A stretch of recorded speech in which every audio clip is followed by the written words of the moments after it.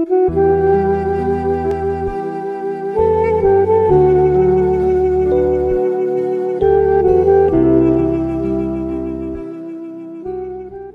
mau jawab pertanyaan, kira-kira kenapa Allah nggak bisa kelihatan? Karena Allah Subhanahu wa Ta'ala itu sangat besar. Allah Subhanahu wa Ta'ala sangat besar. Memang manusia nggak mampu melihat Allah. Perlu Anda tahu bahwasanya Allah Subhanahu wa Ta'ala mengutus 124.000 nabi. Ini jumlah yang sangat besar. Di antaranya ada 313 rasul. Bedanya antara nabi dengan rasul, kalau nabi seseorang yang Allah utus tidak membawa syariat baru, hanya menyampaikan kepada kaumnya apa yang disampaikan nabi atau rasul sebelumnya. Kalau rasul seseorang yang Allah utus membawa syariat baru, ajaran baru, menghapus ajaran sebelumnya. Gitu kan konseptualnya. Baik, yang wajib Anda imani sebagai orang muslim, pengikut Muhammad SAW adalah 25 nabi dan rasul yang disebutkan dalam Al-Quran. Jadi masih banyak yang belum diceritakan kepada kita. Dan ini Allah ceritakan dalam Al-Quran, A'udzubillahi minasyaitonirrajim, minhum man qasasnahum 'alaika wa minhum man lam naqsushum 'alaik. Ada Muhammad, nabi-nabi yang kami ceritakan kepadamu dan masih banyak yang belum kami ceritakan kepadamu. Jadi masih banyak yang belum sampai kepada kita. Baik, intisarinya 124.000 nabi ini belum pernah ada satupun yang pernah melihat Allah. Belum pernah ada satupun yang melihat Allah. Kenapa Allah nggak bisa kelihatan? Allah nggak lihatkan dirinya kepada para nabi. Dengarkan jawabannya. Nabi Musa alaihissalam pernah berkata, waktu dia pergi ke Tursina, ya, di situ diperintahkan oleh Allah datang untuk menerima kitab Taurat selama 40 hari, 40 malam. Al-Quran itu turun lengkap selama 23 tahun. 13 tahun di Mekah, 10 tahun di Madinah, baru lengkap 30 juz yang kita dapat sekarang. Kalau Taurat enggak, 40 hari lengkap semua turun. Syaratnya Nabi Musa pergi ke gunung Tursina, nunggu tiap hari turun 1 surah, 3 surah, 5 surah sampai lengkap. Hari ke-37 dari 40 hari itu Nabi Musa alaihissalam tiba-tiba bertanya begini. Jibril datang, nurunin surah, lalu dia mengatakan, wahai Jibril, sampaikan kepada Allah. Dia mengatakan dalam Al-Quran, Rabbi arini anzur ilaik. Wahai Tuhanku, izinkan aku melihat kepadamu. Nabi Musa penasaran, mau lihat Allah. Gitu kan? Lalu dijawab oleh Allah SWT. Allah nggak jawab langsung Musa. Melalui Jibril lagi turun, Jibril mengatakan lagi, katakan kepada Musa, lan tarani. Kata-kata lan itu dalam bahasa Arab artinya tidak akan pernah. Kau tidak akan pernah mampu melihatku, hai Musa. Tapi Allah nggak mau kecewakan Musa. Sebagai manusia ingin diajak dialog dengan akalnya. Kenapa Allah nggak bisa kelihatan gitu? Lalu dia mengatakan, walakin yanzur ilal jabal. Tapi coba kamu lihat, hai Musa, gunung-gunung yang sangat banyak dan kokoh, gunung batu di sekitarmu. Di sini perlu Anda tahu, kata ulama tafsir, sekitar Tursina itu ada puluhan gunung batu dan semuanya kokoh-kokoh gitu kan. Ya, kalau kita lihat di Mesir itu ada piramida yang satu batunya saja para ilmuwan mengatakan bisa sekian ton beratnya. Mereka masih bingung gimana dulu Fir'aun menyuruh orang-orang menyusun sampai seperti piramida sekarang gitu. Nah, di Tursina itu ada gunung-gunung batu yang luar biasa, mungkin puluhan kali lebih besar daripada piramida. Itu kuat-kuat kokoh. Nabi Musa kagum-kagum dengan gunung batu itu. Dia juga kagum dengan pergantian siang malam selama 37 hari di puncak gunung. Kemudian hujan, sebentar panas, sebentar dingin, burung-burung yang berterbangan, hewan-hewan yang lari di lereng gunung, air yang mengalir di situ, ada sungai di bawah. Dia bingung, dia penasaran dengan itu semua. Lalu yang dia paling kagum gunung-gunung. Allah mengatakan, tapi coba lihat ke gunung-gunung itu. Fa in istaqarra makanahu fasawfa tarani. Kalau saya datang, kemudian gunung-gunung itu mampu menampung kedatanganku, maka kau akan bisa melihatku, hai Musa. Apa yang terjadi? Falamma tajalla rabbuhu lil jabal. Waktu Allah baru niat saja datang, belum datang, baru mau datang, ja'alahu dakka. Semua gunung itu hancur berantakan, tidak berani menampung kedatangan Allah Subhanahu wa taala. Wa kharra Musa sa'iqa, dan Musa tiba-tiba pingsan. Waktu Nabi Musa bangun, kata Allah, langsung dia mengangkat tangan ke langit mengatakan amantu billah. Saya beriman kepada Allah, gitu kan?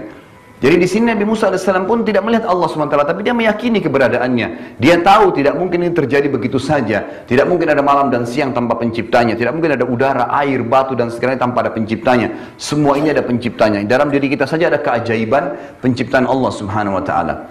Lalu yang terjadi jemaah sekalian adalah masih pertanyaan kecil, kenapa lagi Allah tidak bisa kelihatan? Nabi Muhammad SAW waktu pulang dari Mi'raj, dari langit, kemudian terima perintah waktu sholat, itu ketemu dengan Aisyah, istrinya, dan berkata, lalu Aisyah berkata, ya Rasulullah, apakah anda melihat Tuhan anda pada saat anda Mi'raj ke langit? Lalu dia berkata apa?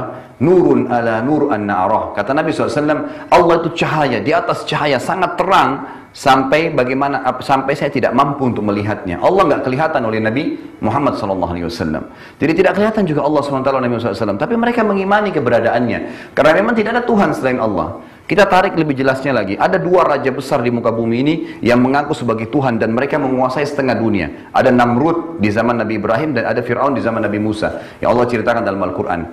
Anda tahu Namrud ini orangnya tinggi besar. Setiap hari itu selalu bulat dengan 10 prajuritnya dan dikalahkan. Sangat kuat. Dan kerajaannya belum pernah dalam sejarah dicatat Namrud dan Fir'aun dikalahkan dalam peperangan. Tidak pernah. Selalu menang. Makanya dia ngaku sebagai Tuhan. Nabi Ibrahim datang mengatakan kepada Namrud, wahai Namrud, kamu hanya makhluk seperti saya, manusia biasa. Saya dan kamu punya Tuhan namanya Allah. Allah menghidupkan dan mematikan. Kata Namrud, hai Ibrahim, saya juga hidupkan dan mematikan. Mau bukti? Tangkap 2 orang masyarakatnya, satu dibunuh, satu dibiarin jalan. Kata Namrud apa? Lihat, saya hidupkan, saya matikan.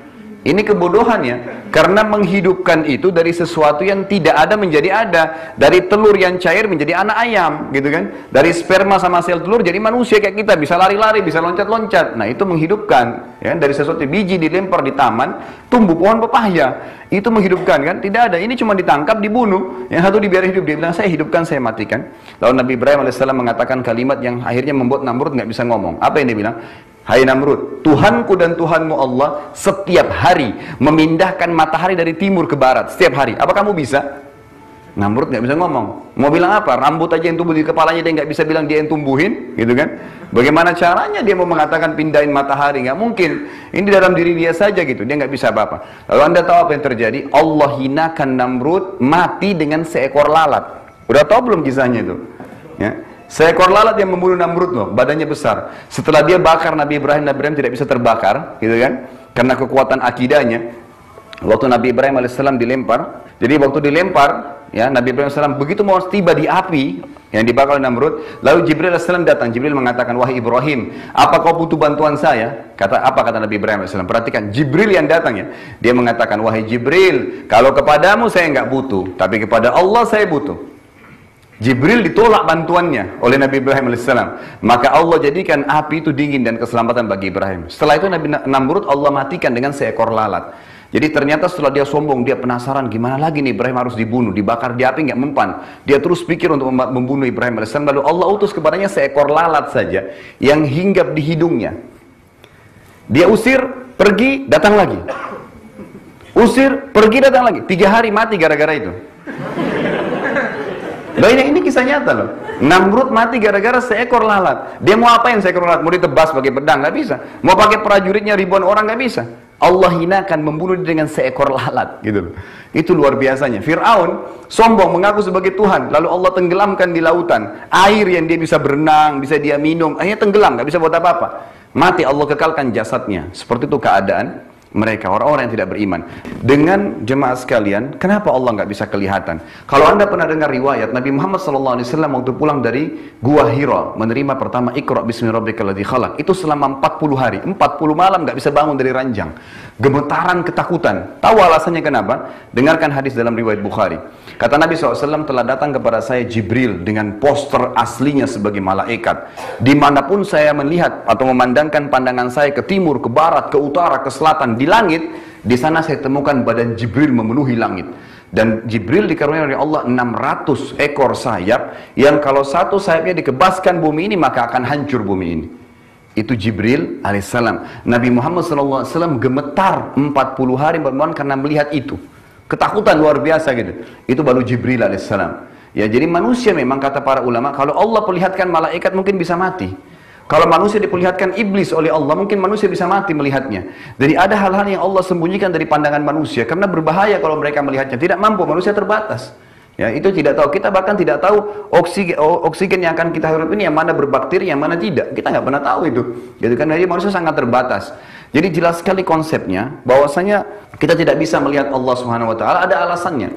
Lalu kita jawab, kenapa kira-kira ada alasan yang tidak bisa kelihatan?